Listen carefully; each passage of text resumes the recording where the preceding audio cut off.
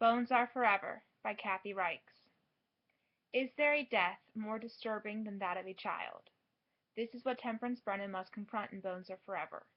After discovering the corpses of 3 dead babies, she and Detective Andrew Ryan travel to Edmonton, where they believe their suspect, the baby's mother, was once a prostitute and where she has fled to once again. There they discover a 4th dead child, and just so happen to be paired up with an old flame of Tempe's. To say the working relationship between Ryan and Ollie Hasty, Royal Mounted Police, is strained is an understatement.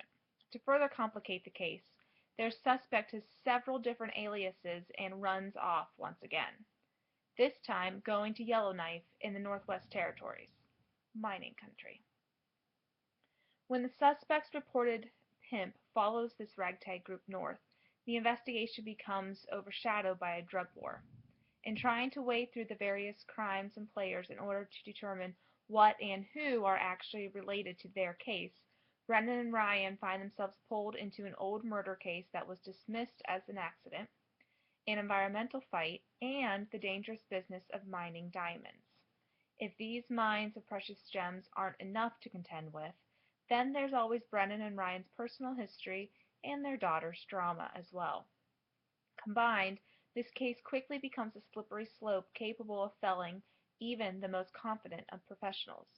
Before it can be solved, it must be survived. No easy feat.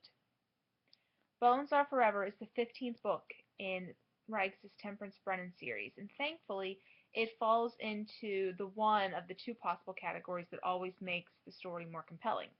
It's set in Canada. Canada means Detective Andrew Ryan, the series' second most important and interesting character. While he can be mentioned and has even appeared in North Carolina set books, this isn't always guaranteed, and his absence is always deeply felt. This is because of all the series' supporting characters, Ryan shares the richest, most complicated history with Brennan. Plus, he always adds a spark of sex when present, and when is that ever a bad thing? But Canada also presents Reichs with the opportunity to share places and words, French, less explored by readers, setting these novels apart from their American contemporaries, both those by Reichs and others who pen scientific procedural mysteries. As for the story itself, it further upped the unfamiliar ante by focusing on the often ignored indigenous culture of northern Canada. Also, as previously mentioned, the list of victims in this case is topped with the 4 innocent lives of dead babies. The deaths of children are always more poignant, and this makes for a more haunting, more passionate read.